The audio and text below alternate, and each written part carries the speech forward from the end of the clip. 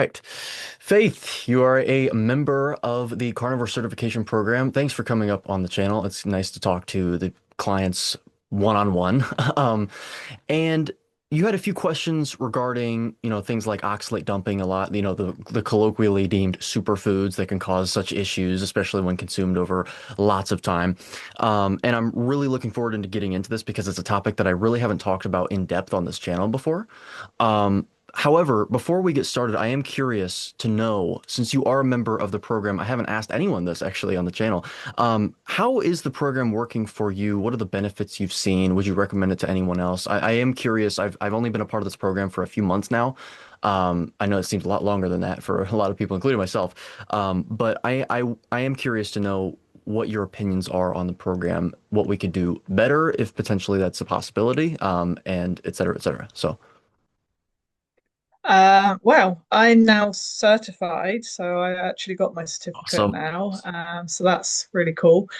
Yeah, I think I've enjoyed. There's a quite a few different topics, so I quite like that it's covering quite a lot of different things, and not just a couple of things that you some people think are important, I guess. And I like, I actually don't really use Facebook, but I've been using it just for the group. I really like being able to talk to other people and we can kind of bounce off of each other and ask questions and stuff like that. That's been really useful as well, to like kind of see what other people think of a particular topic and stuff. Um, there is a lot of content, particularly your videos. I had to like watch quite a few of yours quite slowly and a few Yeah. times because I was like, right, what did he say? Okay, right, write that down. So that's, it's nice to have different teachers or lecturers, or I don't know what you're calling yourself, experts, Yeah. in the field. I think that's really great because obviously you get lots of points of view then as well, and it's not just one Right. person saying this is how it should be done, kind of thing. So yeah, I mean, there's so much there, and there's so many people, that I think that's what I really like about it. It's just the I don't know whatever that is, the Well, kind of yeah. We tried to bring a lot of people in with multiple different points of view. They can't, of course, since we're teaching, one sort of message, at least a one general message. It can't deviate too much. You can't have a vegan in the program, of course. But I mean, you could, but it would be a little, counterproductive in a way. But yes, there's people with different opinions that we made sure that that was important to convey to the audience, that we're not dogmatic. And also, the reason that we accept different points of view is because as much as people want to believe that the science is certain and definite, it's not. And so there's a lot of theories involved. And so and also different protocols work for different people. And so sometimes, you're going to have different points of view in the course. It can't be too linear and strict and lateral in a way. And yes, when it comes to the Facebook group, I was actually quite surprised at how well it worked out to have a program through Facebook. I think that ironically, it worked out in many ways better in terms of the communication part of the program because we have a website now, but it's not the same when it's on a website in terms of communication. It's way easier to communicate on a Facebook group than it is on a website. So, um, I'm hoping that even though we have a website, we can still sort of integrate both of them together and have them coexist efficiently. So yeah, no, I'm glad that you're enjoying it. I thought that yeah, when it comes to the courses or the modules that I did, it was absolutely the case that you're not the only one to say that some of them were a little too fast. I mean, I know that there's a way to slow them down, but yeah, I understand. I've toned it down a little bit on the channel, so I have some more coming up. So right. those will be tailored to um, a different type of audience as well. So okay, yeah. So let's get into your questions. I'm very, once again, I'm very interested to talk about these things because, once again, I haven't really focused too much on oxalate dumping on the channel. So, yeah. Good. I'm really glad to be asking these questions to you. So, um, I was basically plant-based for over 30 years, and I think a lot of people that come to carnivore or animal-based way of eating are, they've Mhm. ended up feeling really unwell. And I was wondering if you think that you can do permanent damage when you've been veggie or vegan for prolonged periods of time, and especially when young, when you're developing and things like that. Is that something you think is Yeah. something we do ourselves? Yeah. Well, I mean, speaking from someone that actually grew up in that type of eating primarily, and granted, that might come as a shock to some people because, as someone that is still quite young, I mean, I'm 21 right now. Growing up, I was eating the typical American, like Western standard type of diet. However, most of what I was eating was all of that, excluding the meat and animal products. Instead of eating bacon and eggs and pancakes for breakfast, it was just pancakes. So actually, most of my diet was plant-based, ironically, considering the standard American diet is predominantly plant-based. Whether people realize it or not, that they put the blame on the meat and the animal products when the majority of the diet is seed oils and carbohydrates and a bunch of plants. So, speaking from someone that grew up that way, um, it didn't do me any favors, considering I have a structural condition, which I know that it's contentious and really would be irresponsible of me to say that it's a direct causal association between that diet and then me developing this condition because many people my age did the same thing and they don't have these problems. Um, However, I have theorized this. I was going to put, I'm glad that you brought up the developmental stage because I definitely put emphasis on how a vegetarian vegan diet can absolutely do permanent damage, in my opinion. I'm speculating here. Um, Especially whenever it's embarked upon, let's say, or like imposed upon a child during developmental years. Because this really gets into a distinction between genotype and phenotype. So when it comes to our genes, you've got your genotype, which is just the genes that you have in your sort of coding. Your phenotype is the way that those genes are expressed. Some genes will be turned on, some genes can be turned off, depending on what you do, for example. So behavior will change your phenotype, it won't change your genotype. But that's what we often say is, okay, you might have a phenotypic adaptation to a carbohydrate-rich diet. So it's gonna take some time for you to be able to transition from a carbohydrate dominant and anabolic metabolism to a catabolic metabolism when you go to a ketogenic diet, like using fat for energy, creating glucose endogenously in your body. However, I think that there is an argument to make potentially that if you are imposing a sort of diet, a type of diet on a child in developmental years, you can almost have a permanent alteration to their phenotype. Because when we talk about phenotype, we talk about how behavior can change it, absolutely.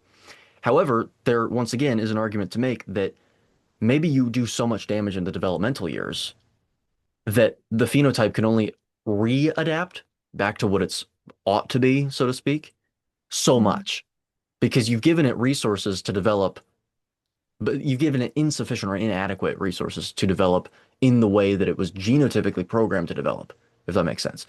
So I have speculated this before.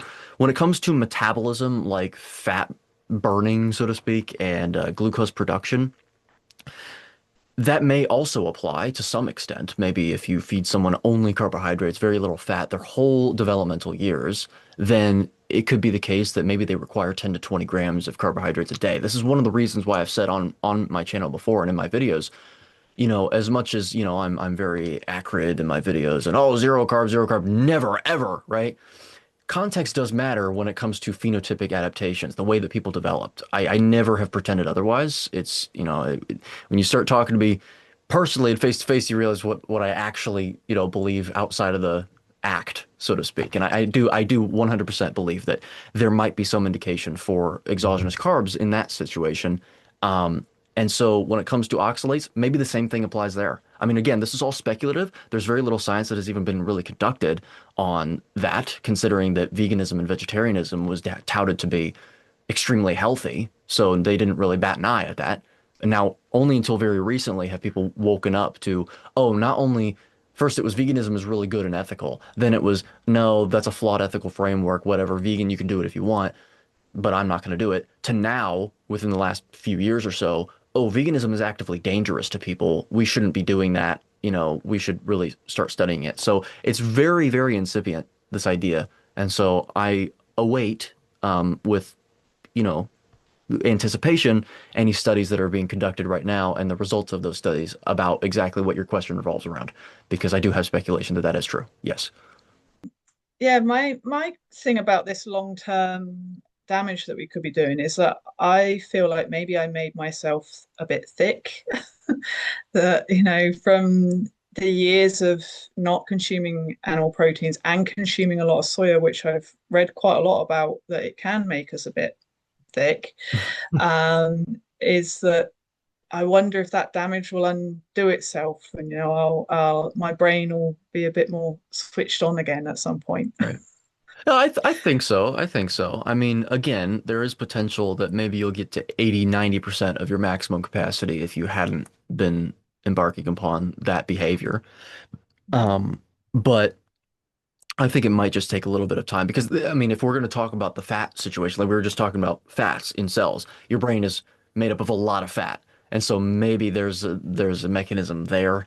Um, it's hard to say because I'm trying to base my answers off of what I know about how the brain works, how the cells work, how they create energy. And I guess even then it goes back to my original point. There could be a mechanism there with because here's the thing. Your brain is made up of a lot of fat. It uses a lot of glucose for energy production, primarily in astrocytes, one type of brain cell, and they're very so you hear talk about neurons and how your neurons, oh, well, your brain is mainly made up of neurons and your brain needs glucose. Well, those two claims are true.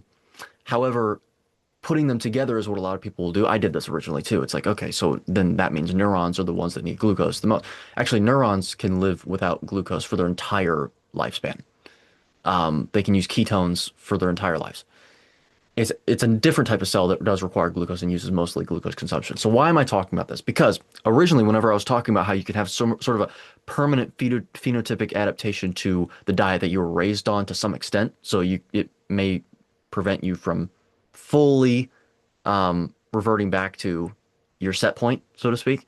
Um, it could be the case with how your brain produces energy, because in order to produce energy from a certain substrate, you need multiple enzymes to do so. So an enzyme just takes, a substrate and then converts it into a product, basically. Catalyzes a reaction. And you've got multiple enzymes because there's multiple steps in a pathway. But in order to have enzymes created, you have to have the genes turned on to produce the enzymes. So if you've got a situation where you can only produce like 90% of the enzymes you need to turn fat into energy in a different cell, you can apply that to the brain too with glucose, perhaps, then that could explain why you might have only 90% brain capacity that you could have had 100% of if you hadn't been consuming, a poor diet or something like that. So again, this is all theoretical because unfortunately, first of all, there's not too much science that has been done on this particularly, and I just covered why, but also it would be a very arduous task to do studies to really get a strong signal there as to whether or not the theory is correct. But I do speculate that I absolutely do. I have a more optimistic view that says that I think that the vast majority of people will be able to reach full fat adaptation at some point, even if it takes a while. So, yeah. Okay. In the oxalate community online, um, you'll often see stories of it taking like 10, 11, 12 years to kind of get this oxalate issue kind of back into balance and everything working properly. Hmm. And that kind of freaks me out a little bit because I've had such a hard time with the oxalate dumping. And I was in these oxalate cycles for every few days before, and now it's every few weeks. So it's, a much further apart. But I don't really want to do it for the next 10 years Right. or Yeah. more. I've come to being more animal based because of that. I want to be healthy and I want to feel great. Not just sometimes, because between the oxalate dumping, I do feel fantastic, but the oxalate dumping is pretty intense. So I'm wondering what your views are about. Do you think it really does take that amount of time? And is there anything we can do to help it not take that amount of time? Yeah, unfortunately, I think that it's a possibility that it could take that long. Again, it depends on your age, how long you were eating those foods. Can I ask, before I answer that question, would you mind sharing what your symptoms are of oxalate dumping, by the way, for people No, that may not be dealing with the same things? Not at all.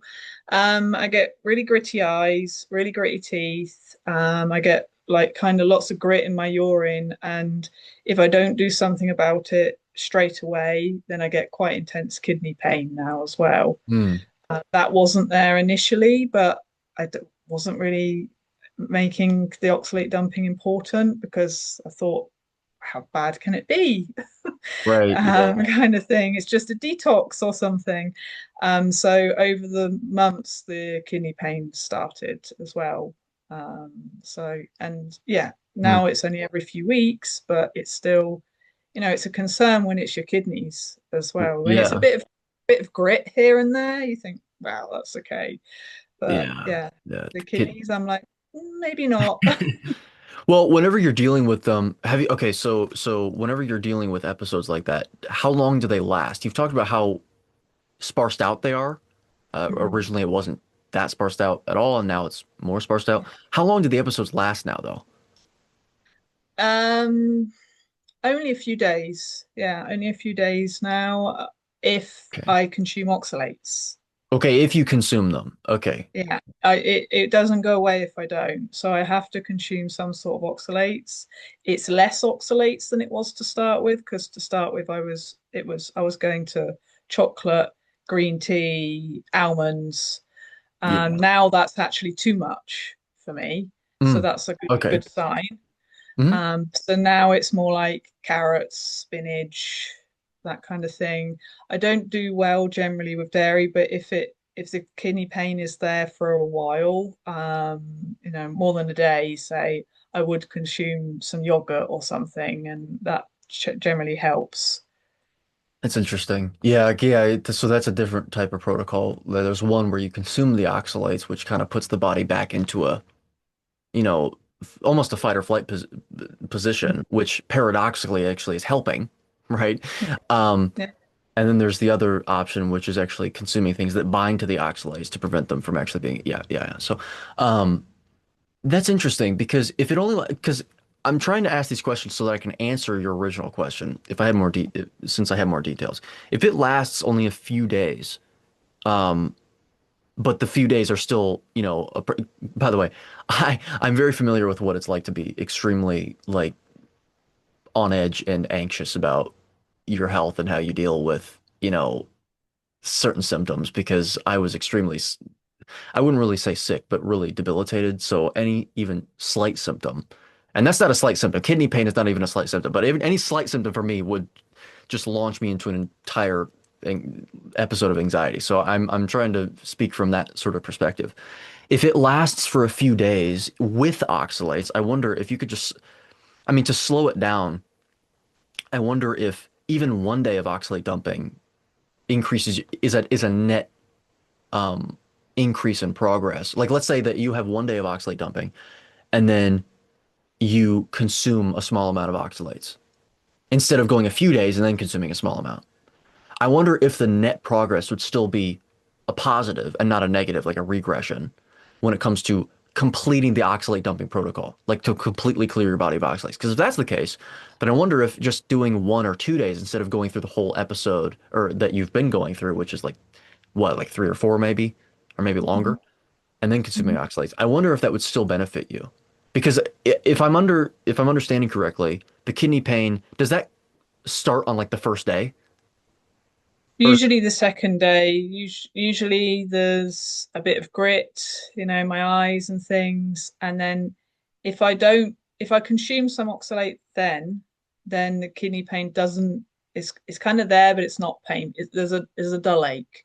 okay. Um, But if I don't consume anything on the first day, then the kidney pain always starts on the second day, and Uh, it will stay there until I consume some oxalates and okay. or yogurt.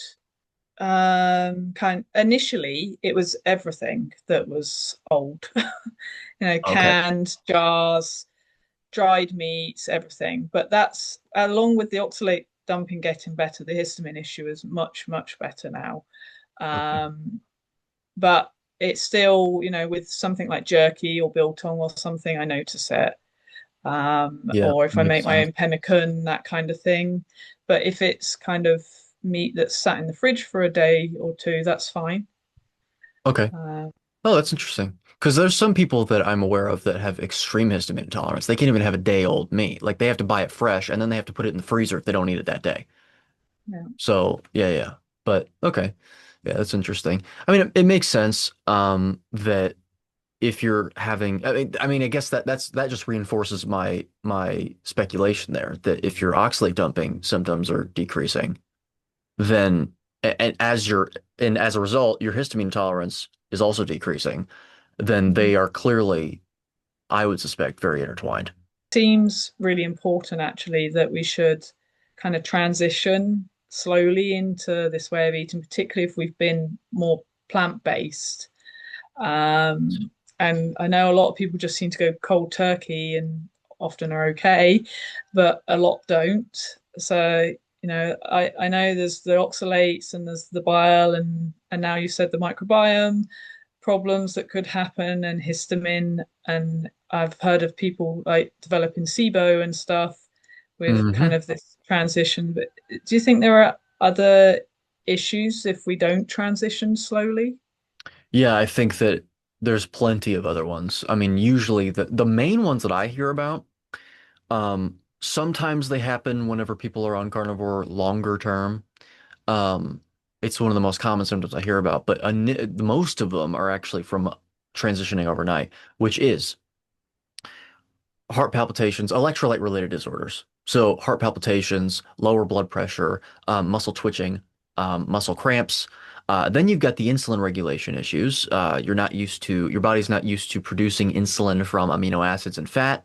And so you'll get too low of insulin before, again, this is the case where instead of above baseline before it gets to baseline, it's below baseline until it gets to baseline, where you've got too low of insulin. So you've got thyroid hormone production issues, at least thyroid related problems like low metabolic rate, low body temperature. Those are tightly intertwined. You've got testosterone production issues potentially because insulin is your prototypical anabolic hormone, and testosterone is involved in anabolism as well. Those are the issues I say. Oh, headaches as well, like migraine type headaches, brain fog, all that. I think that those are major issues for people that are transitioning overnight. I think those are the predominant ones. Like I said, you can also see those problems develop in certain carnivores longer term. And I think that has to do with protein and fat consumption. A lot of people want to say that, and I say this too, fat in isolation isn't very insulinogenic. It doesn't raise your insulin too much. Yes, in isolation. However, if you eat enough of it, you could have it raises glucagon, which produces glucose in your body. You get high enough glucose, it will actually indirectly raise insulin. So I think that both macronutrients have a role to play with insulin secretion. I think that a lot of people are just under eating on carnivore, whether they realize it or not.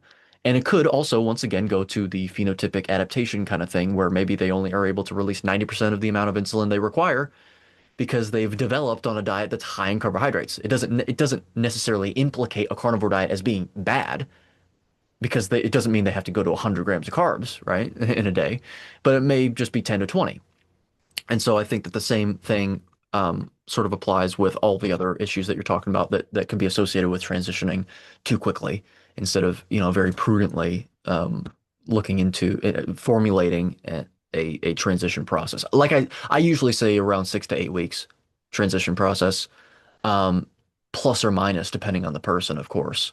Usually you'll be able to tell if it needs to be longer, given how they do the first week or two. Yeah. Um, that's what I tend to see. Um, Mhm. by the way, I wanted to add one more note.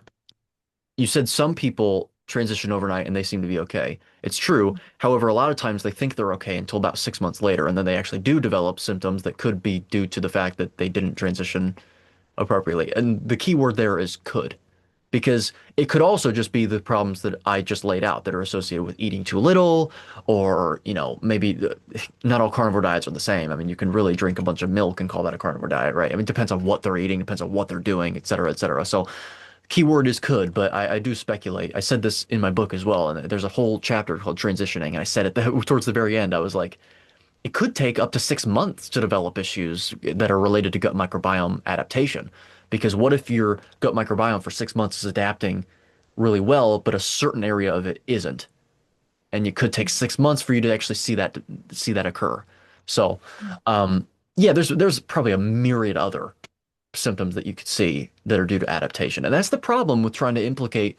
I mean, most of these claims online about a carnivore diet, like there's an Instagram page, it's sort of a parody of a carnivore diet or something. It's like carnivore cringe or something like that. And they'll post these anecdotes of people on Reddit saying, "Well, I'm dealing with this on carnivore, dealing with this," assuming with the implicit assumption that it is because carnivore is not appropriate to be eating. When you have to consider the possibility that it's because of what you were eating before and you having to adapt to something different.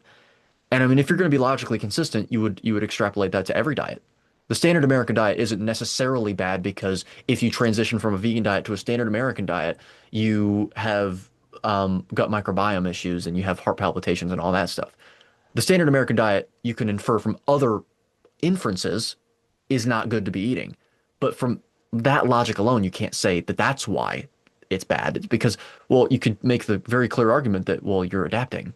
I mean, it's right there. So I try to be as logically consistent as possible, and I think that that's one of the major issues. I think that's one of the major problems that people are seeing, um, with, or it's one of the major problems I'm seeing with attacks on the carnivore diet approach, which is, oh, if there's any symptoms associated, if it's such a magical appropriate diet, why is anyone developing any symptoms whatsoever? And it's like, well, I feel like that's a facile sort of line of logic. So for the reasons that we've laid out thus far. So yeah. Yeah, yeah. And then I guess my last question is, as a now fully qualified carnivore coach, what do you think are the best ways that we can support clients and people, transitioning to this way of living? Yeah, well, I think regular one-on-one consultations with them as frequently as you can manage is important because here's the thing. This goes for every person, including myself. Um, we formulate opinions and thoughts in our heads that guide us through our lives. Of course, it's what allows us to act. However, a lot of people think they really know what their opinions are, but whenever they start talking about them out loud, they start really realizing how things sound. And the reason I know that I might not be making sense. What I'm trying to say, in fact, that's actually kind of a good example of what I'm talking about. You formulate opinions in your head that make total sense, but when you try and actually speak them out loud, then you're like, okay, I could probably say that better. And then, or you start saying them and you're like, wait, actually, okay, so then that doesn't make sense. That doesn't make sense at all. And the reason I'm bringing this up is because if you talk to someone that may be in doubt about a carnivore diet approach, or they might be having fears about a carnivore diet, they have a symptom here or a symptom there, and they think, well, maybe they start doubting or something like that. If you get them to talk out loud one-on-one, I have dealt with this with other people as well, not in an official, formal one-on-one clientele situation or anything like that, but people in my life. They'll have worries, they'll have anxieties, but when they start talking about them out loud, all it takes is you just asking questions. Like, okay, why do you feel this way? Why do you feel this way? This is actually a typical psychologist approach. They'll actually talk. It's not them talking. It's getting you to talk, right? And I think that actually helps with everyone. Like to ease their anxieties, getting someone else to get you to talk out loud about why you're thinking what you're thinking in the first place can actually, I think that's the biggest help you can offer for people that are going through an arduous sort of a change because humans don't like change. We like order, and any bit of change is chaos. And we try and crack down on order sometimes at the expense of responsibility, like saying association equals causation, just because it's convenient, right? It can go overboard, but I think that the opposite is also true. You can have too much chaos in your life, and so I think that a lot of people, when they're undergoing large changes, like diet, I mean, when you're eating something and doing something for decades, and then you try and do something that's not only completely different, but also has a lot of stigma around it. Like, what if I get a heart attack? What if I get, what if I get gout, for example, and all that stuff? I think the best thing to do is have regular conversations with them where they speak aloud their concerns, their potential anxieties, all that stuff.